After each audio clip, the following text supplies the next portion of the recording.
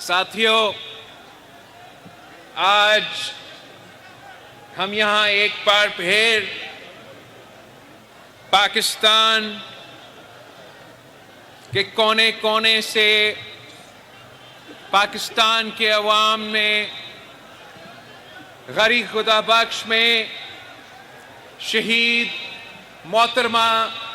بے نظیر بھٹو کی برسی منانے کے لیے ہمارے قائد کو سلام پیش کرنے کے لیے اکٹھے ہوئے ہیں۔ شہید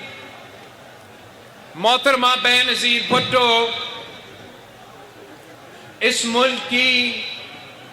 غریب عوام کی نمائندہ تھی۔ شہید محترمہ بے نظیر بھٹو اس ملک کی پسماندہ علاقوں کی نمائندہ تھی۔ شہید محترمہ بے نظیر بھٹو اس ملک کی کمزور طبقے کی نمائندی تھی۔ شہید محترمہ بے نظیر بھٹو آپ کی نمائندہ تھی، میرا نمائندہ تھی، اور جس بہادری کے ساتھ شہید محترمہ بے نظیر بھٹو نے اپنا 30 سالہ سیاسی جدوجہد لڑی، وہ آپ کے سامنے ہے اور وہ دنیا کے سامنے ہے، وہ تاریخ کا ایک حصہ بن چکا ہے کہ شہید محترمہ بے نظیر بھٹو دنیا کی پہلی مسلم خاتون وزیر اعظم بنی۔ شہید محترمہ بے نظیر بھٹو نہ صرف پاکستان کی مگر عالمی سطح پر لیڈر مانا جاتی تھی۔ وہ آپ کی آواز کو، پاکستان کے کسانوں کی آواز کو، پاکستان کے مزدوروں کی آواز کو، پاکستان کی محنت کش طبقہ کی آواز کو بین الاقوامی سطح تک پہنچاتی تھی۔ وہ اس ملک کی عوام کی حقیقی نمائندہ تھی۔ وہ آپ کی آواز بنی اور آپ ہی کے حقوق کے لیے جدوجہد کرتی رہی اور آخرکار شہادت قبول کی، مگر آپ کی موقف پہ سودا نہیں کی، اپنی نظریہ پہ سودا نہیں کی، اپنی منشور پہ سودا نہیں کی، پیچھے نہیں ہٹی، نہ کسی آمر کے سامنے نہ کسی دہشت گرد کے سامنے وہ کبھی جھکی، وہ کھڑی رہی، آخری دم تک کھڑی رہی، مگر آپ کی مقدمہ لڑتی رہی، پیچھے نہیں ہٹی۔ اور جنہوں نے شہید محترمہ بے نظیر بھٹو کو شہید کیا، ان کا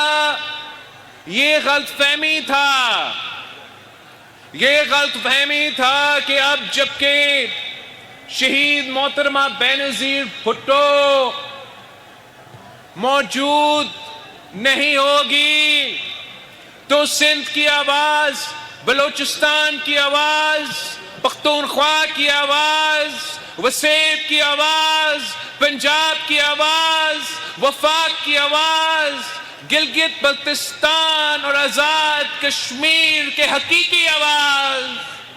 ہمیشہ کے لیے دب جائے گی، اور پاکستان میں صرف اور صرف سیاسی کٹ پتلیاں ہوں گے جو اپنے اقتدار کے خاطر، اپنے کرسی کے خاطر موقف پہ بھی سودا کرنے کے لیے تیار ہوتے ہیں، نظریہ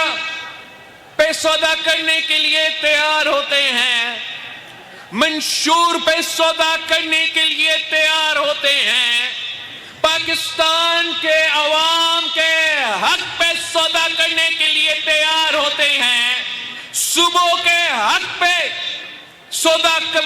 کرنے کے لیے تیار ہوتے ہیں، پاکستان کا نیشنل سیکیورٹی پہ، ہمارا اٹامی اثاثوں پہ سودا کرنے کے لیے تیار ہوتے ہیں، سب کچھ کرنے کے لیے تیار ہوتے ہیں،